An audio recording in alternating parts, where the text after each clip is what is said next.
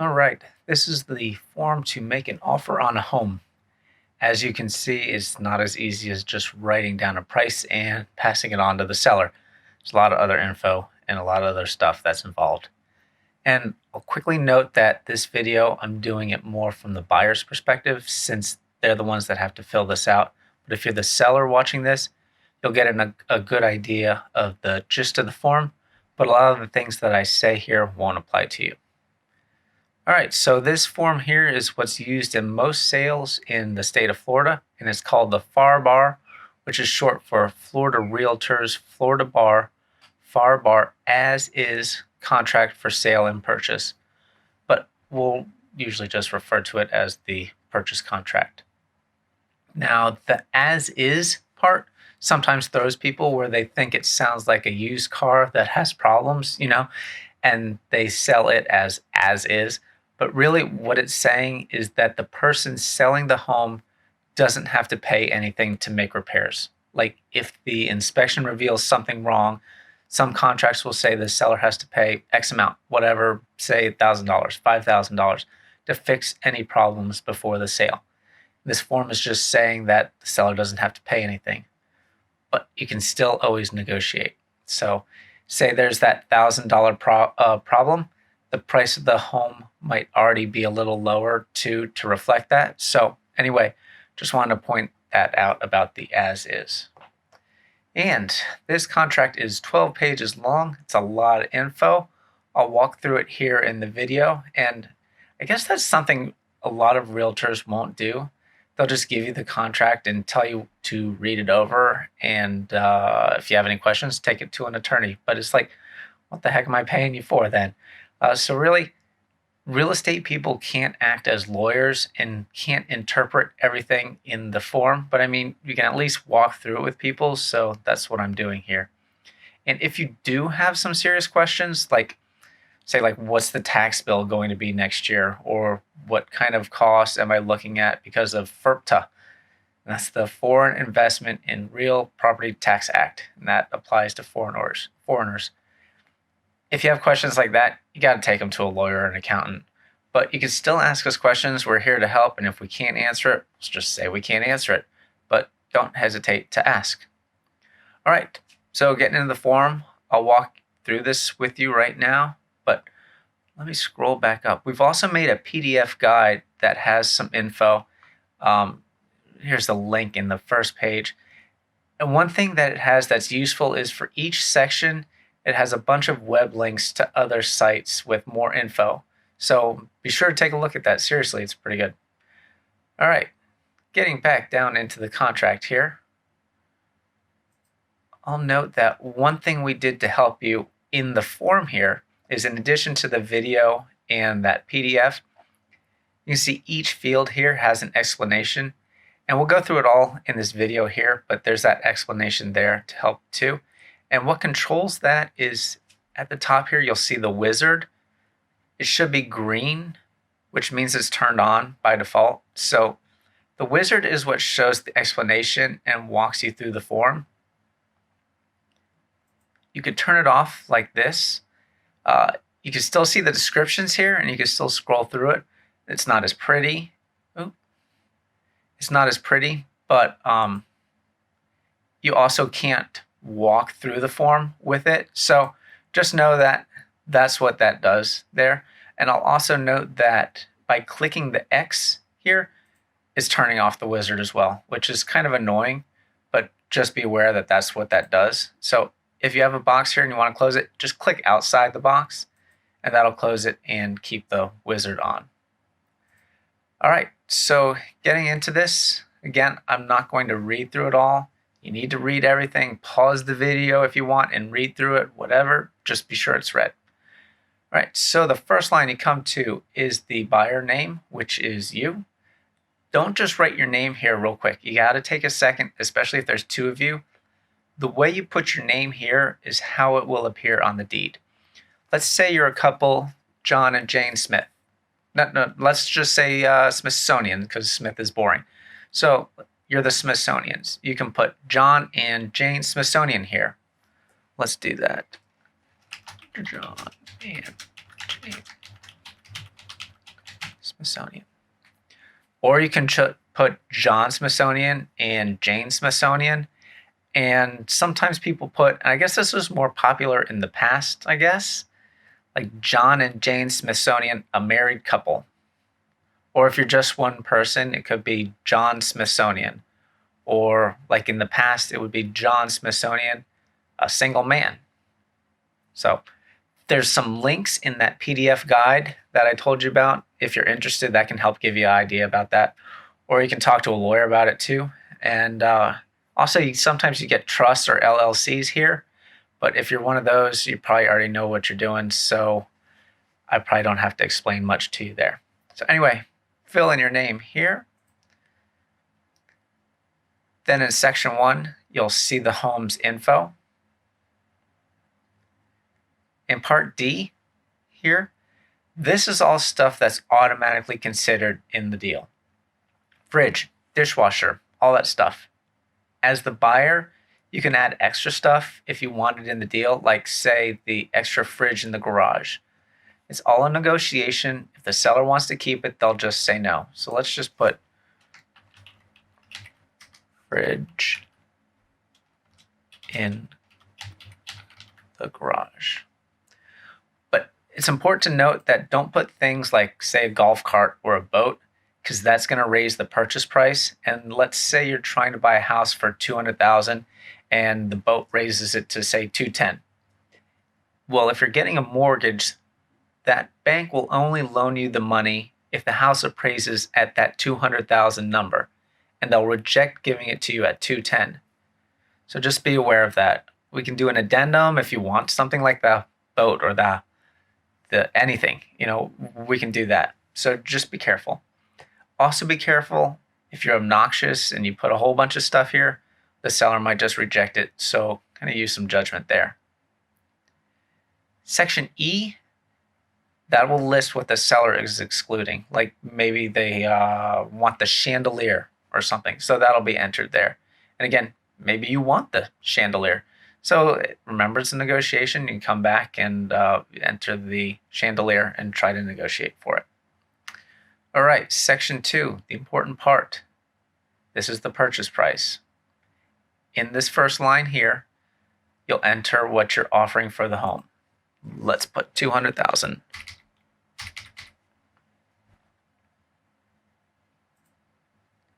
You also have to make a deposit, which is what they call the earnest money or the escrow amount.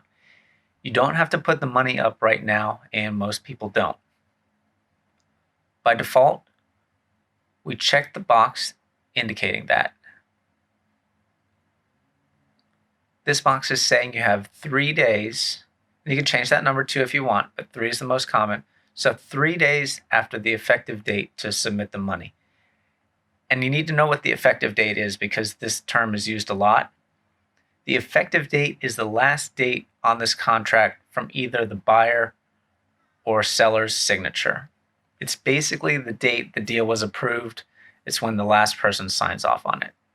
So we've entered $1,000 here by default. This is a pretty common number. You can put whatever you want. Some people recommend 1% of the purchase price. Some say more if you really want the home. All cash deals where you aren't using a mortgage, it's off around 10%. 1,000 is pretty common. You'll see a lot of 2,000s too. So do whatever you want here. Remember, we just put 1,000 as a placeholder. You can put whatever you want. Now, that $1,000 or that deposit, you'll have to submit it to a title company, and that's what's listed below here. That can be changed if you want, but we'll talk about it more later. Part B. This is if you're going to make an additional deposit, and it's really not all that common. Maybe more common if you're doing a cash deal and you're putting that 10% down. Say you'll put 5% down now and then an additional 5% after the inspection. So you put that here. Part C. This is where you put your mortgage amount. So you should have talked with your mortgage company about this by now. Let's say for easy math, we're just putting down 10%. So we're getting a mortgage for 90%. That would mean in this case, a mortgage of $180,000. So we'll enter 180 here. So some people like to put the dollar amount here. I like to do it that way, but you can put the percentage amount too. So they would put 90% here. The thinking with that is that you're probably going to go back and forth before settling on a price. So you don't want to come back and change this because the percent's always going to be the same. But if you're going to go back and forth, you're going to have to change the dollar amount in part E here, which we'll get to in a sec. So I think it just helps me with the math. So I like putting a dollar amount there, but it's up to you. Part D, other, that one's rarely used, so we won't discuss it. And part E, this is how much you'll have to pay as the deposit at closing. That doesn't include closing costs, which can also add up. But to get this number, you take your offer price, that was the $200,000, subtract the mortgage amount, that was $180,000, and then the deposit of $1,000 to give you $19,000. So we're going to enter $19,000 here. See, if you put a percent in part C, then it makes it a little harder to do the math here, at least for me anyway. All right, part 3. This is the date for how long the seller has to respond to your offer. And that's to either accept, counter it, or reject it. 3 workdays is what's most common. So you're entering the actual date here. Tomorrow is considered day 1, and 5 p.m. is considered the end of the day. So let's say today is the 24th, so 1, 2, 3 days, that would be the 27th. It's important to note if the 3rd day falls on a weekend, then that date defaults to Monday. And if let's enter 27th. And if the seller doesn't respond by the 27th in this case, then the offer is no longer valid, which is kind of an easy way for them to reject it too. So since it's no longer valid, deal's off. If that's the case and you made a deposit with your offer, then the deposit will be returned. And in part 4 here, you'll set the closing date. This can be a little hard to predict. People usually give it 45 days. You should talk about this with your mortgage guy. I'm using guy as a gender neutral term here. Talk with your mortgage person to get an idea on the time frame. Obviously, the longer the time, the less appealing your offer is to the seller. It's not uncommon to extend the closing date if problems come up, and that happens quite often. But keep in mind that the seller has to time things like when the moving company is coming, things like that, just like you need to do. So you need to keep this in mind. One quick tip. I have no idea how to calculate 45 days out from here.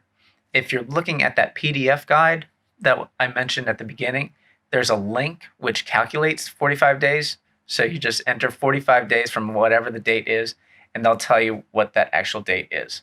So I'm just going to select a random date and pretend that's 45 days. All right, at the bottom of the page here, you'll see a spot for initials. You have to initial every page. That's very important. So I'll note that being where John and Jane Smithsonian, they're both JS initials. So what I'm going to do is, for the purpose of this demonstration, just so you can get an idea of what we got to do, JS and JS won't work. So we're going to do JON for John Smith. And then for the next one, if you click sign, it's going to automatically default to John. So we're going to click a new one here, add new signature.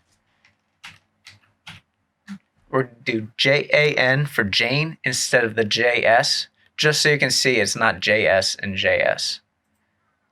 There we go. And let me scroll back up to point out, you'll notice that the initial fields, they weren't centered on the lines here, but you can see this timestamp, date stamp.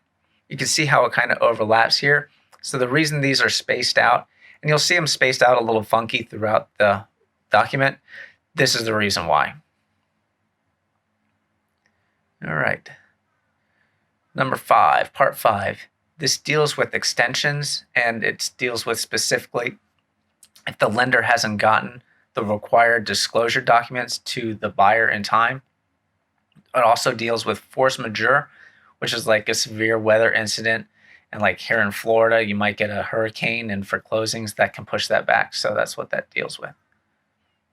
Part 6, this section states that by the closing, the seller will be gone from the property and deliver possession to the buyer, which basically means it's legally becoming the buyer's. It also talks about the buyer is able to move into the property before the closing. That's not really something you want to get into because it causes a lot of problems. So we try to avoid that. Part B in section 6 here, that deals with the rental tenant. If there's a rental tenant, they will consider residing on the property. That's probably info that you've already learned about in the home buying process. If the tenant has a contract saying they can live in the house for however long past the closing date, they have a contract and you can't kick them out. So pay attention to this if there's a renter. Right. Part 7, section 7 deals with assignability. What's assignability? Assigning is basically giving the buyer the ability to transfer their interest in the property to someone else before the deal closes. It's pretty uncommon. Sometimes you'll see it with real estate investors, like you've probably seen the infomercials, like flip a home with no money down. Assignability is a way they do that. We don't really like getting into that, and by default, we checked that it cannot be assigned. If you're interested in assignability, let us know. We can discuss it with the seller, but really, we try to avoid that. Part 8. This is an important section. It deals with how you are financing the purchase. If you're paying cash, getting a mortgage, a couple other options, that's what this deals with. You might ask, why do sellers need to know this? It's important because this gives them an idea of how likely you are to close and how long it will take.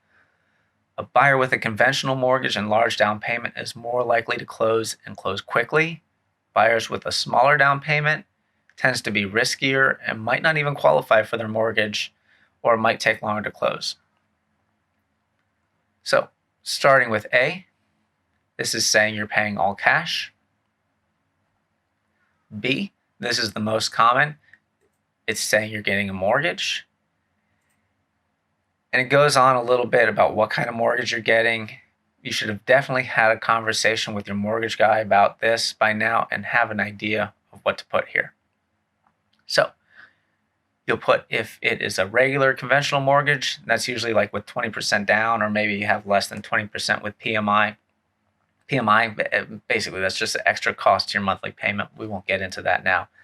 Or if you have FHA, VA, or something else. So let's just click conventional.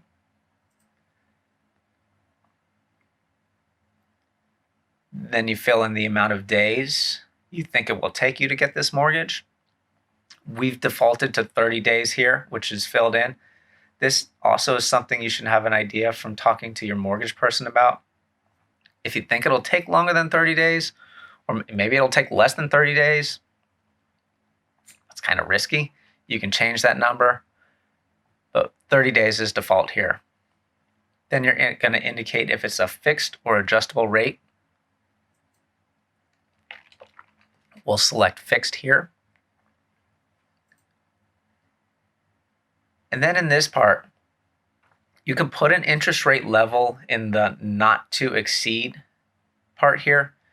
People kind of do that as a way out of the deal. Like you could put a percent just above the average, and if you don't get that, you can walk away. Like say the average rate is 4% right now.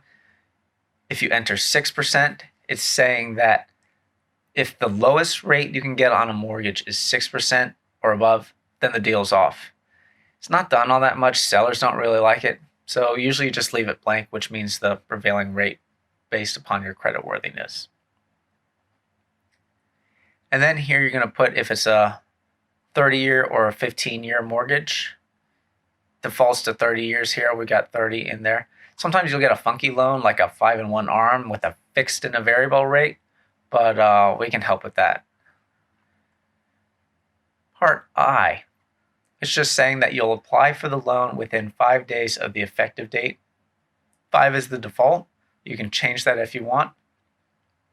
Really what this is saying is that if you don't make an effort to get a mortgage, then the deal is off, you'll lose your deposit or earnest money.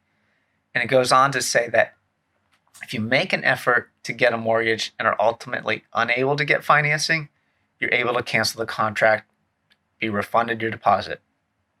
However, you must be diligent in trying to get the mortgage or else your deposit won't be refunded. Part 2 here is saying you got to let the seller know, you got to let us know what's going on with the mortgage. And it also says that the seller or we, the broker, can call your lender to find out what's going on. And that's really pretty common. Part 3 is saying once you get approved, got to let everyone know. Part 4, if you can't get a loan by the end of 30 days or whatever date you put there, then you can get out of the deal and get your deposit back. Just note that you don't have to end it there. If the 30 days comes and gone and you're close, you can get an extension, but the seller has to agree to it. Bottom of the page. Oh, sometimes that happens. You got to do the initials. It'll default to the last initial. We'll replace John. Jan.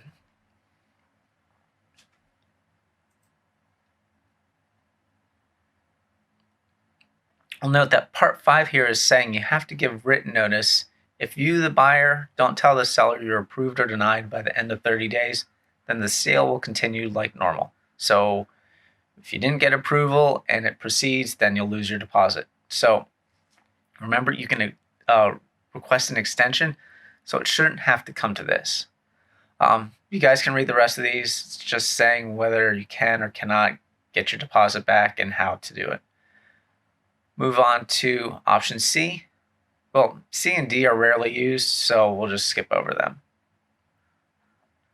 On to section 9. This deals with the closing costs you're going to pay. Part A deals with the costs that a seller will pay. Part B deals with the costs that the buyer will pay. These are all pretty common costs. You can negotiate for something that you want to be covered, but well, it's a negotiation, so good luck with that. I will point out that on 132, line 132 here, and sellers really need to listen to this, it's saying that if the seller didn't maintain the property between the time the contract is approved and the closing, like say you decide to stop cutting the grass or something, then what a buyer is able to do is they'll get an estimate of what it costs to get the yard back in shape. Say the estimate is, say, just $100, just for a round number. Then the seller will have to put up $125 at the close. Then the buyer is going to get the yard work done, and if it costs more than $125, the seller is going to have to pay that. If it's less than $125, then the seller gets a refund for that amount. On to part C, it's saying that when you have to get the title insurance done by. And this is a big deal. It's done by the title company, and they're usually on it, so it's usually not a problem.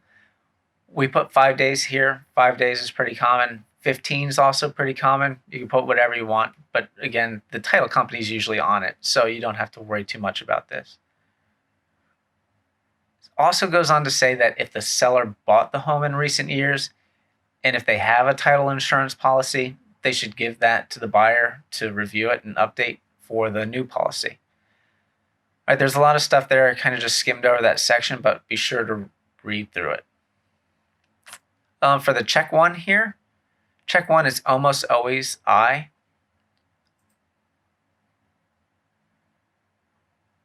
The seller selects the closing agent and pays those costs. The rate for insurance is regulated and doesn't vary that much, but the fees, like say it's like a mail fee or copying fee or whatever, that can vary. So we try to stay on top of it, make sure the fees are reasonable. Box 2 here, You can check 1 or 2. Box 2 is saying that the buyer can choose the closing agent, but note that that will result in the buyer paying more costs, so buyers rarely choose it. So we'll check 1. Enter your initials. We won't do that. Be sure to initial it. Part D here. If the seller has a survey, like what we just mentioned with the title insurance policy, if they have a survey, they had it done recently, then they should give that to the buyer to streamline the process. Part E, home warranty. This is usually NA. You can get one if you want. Sometimes the seller will throw this in to make the home look more appealing. It's not all that common, but you can look into that on your own.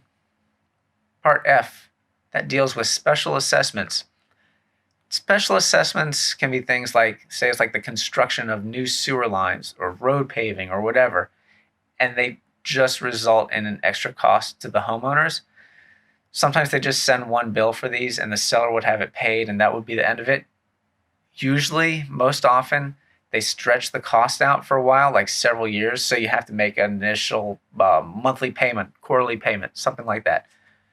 So, box A is usually checked, which says that the seller will pay these costs until closing and the buyer will pay them after.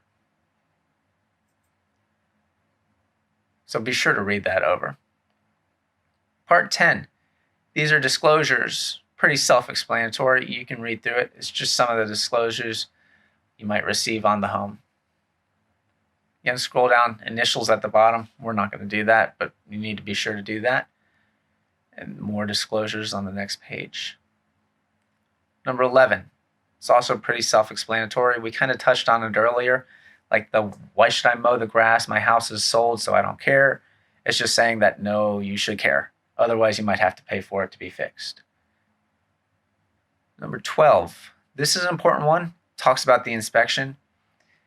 It says you have the option of completing a home inspection within the set amount of days from the effective date.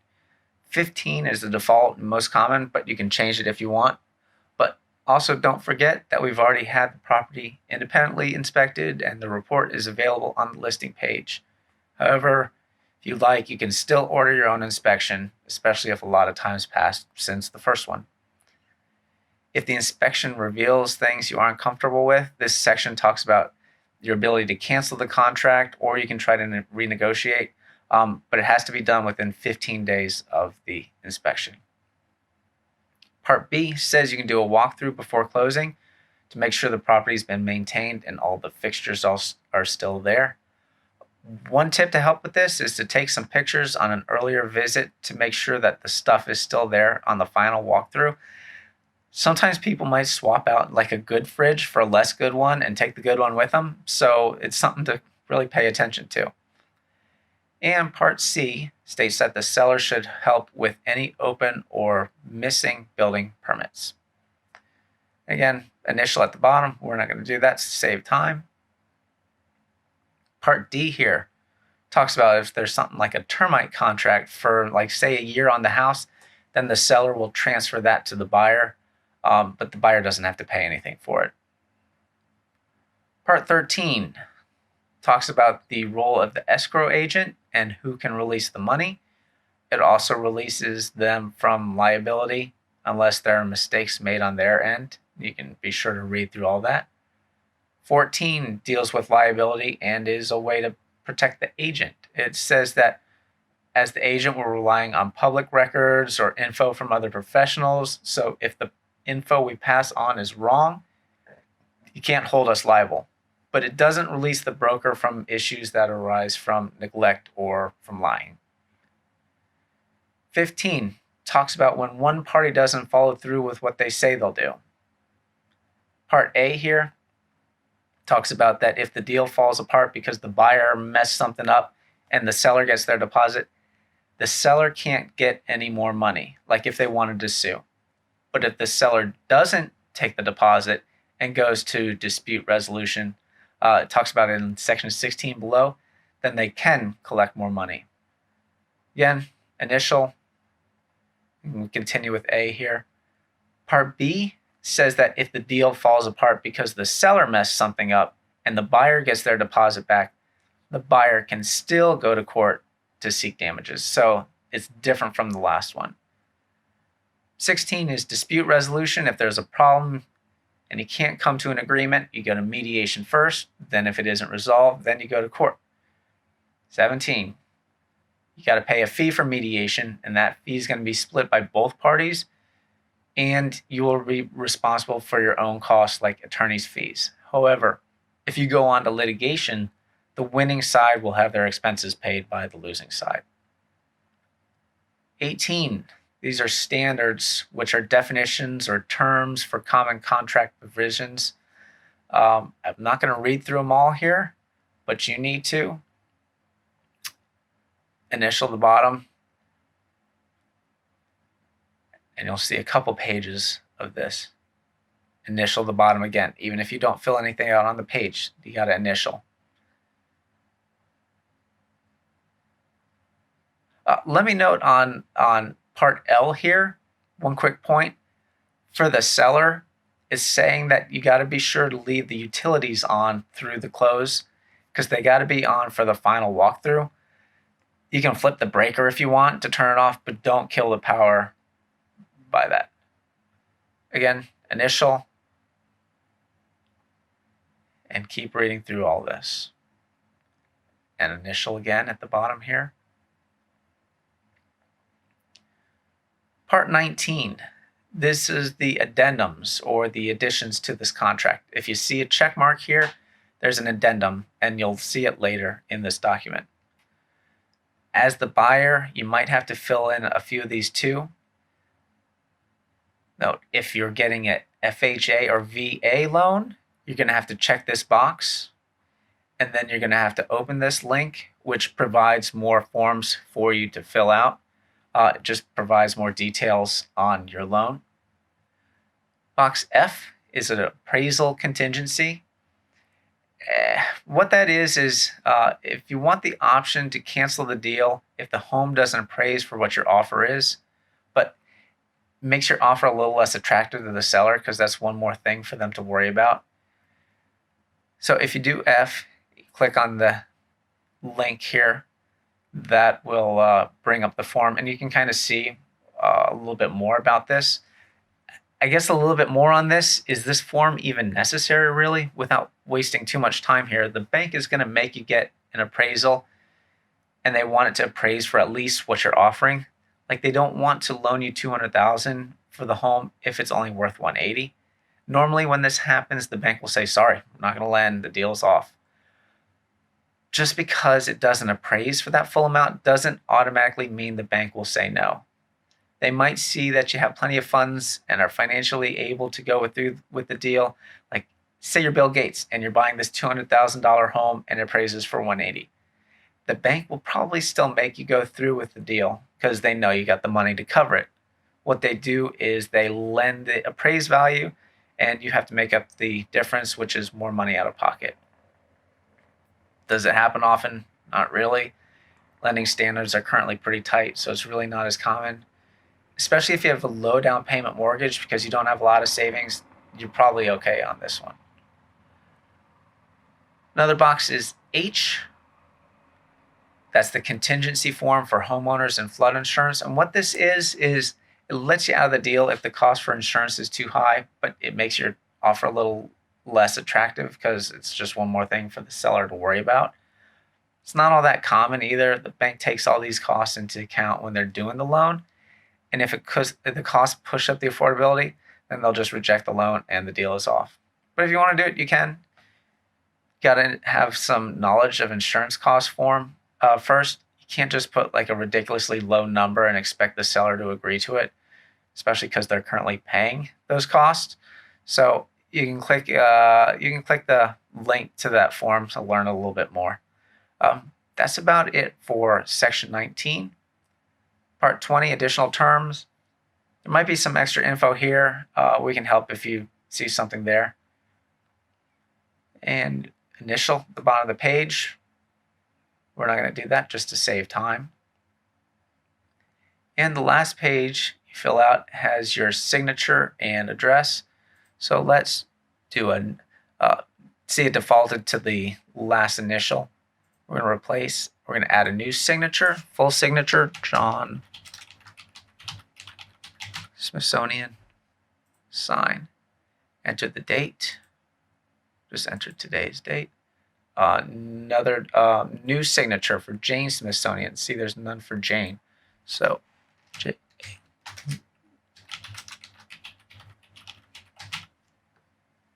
Jane Smithsonian, and enter the date. Now we're going to enter your current address where you'll get notices for this. You can fill that out. We're not going to do that here. And scroll down and see more info on the broker, which is us. And don't forget the very bottom of the page, initial the bottom. And you're going to have to replace because it defaulted to the last one. So John, Jane. All right. That's it for the stuff you have to fill out. The next 2 pages are just required disclosures on energy efficiency. It's just a required document, and really it's easiest to put it here. There's nothing for you to sign. It's just for information purposes only. That's about it. Once you've finished, click the done. That'll submit it to us, and yes, it's good to go. If you got any questions, feel free to reach out to us. We're here to help, and we'd be glad to help. All right, thanks. Have a great day. Bye.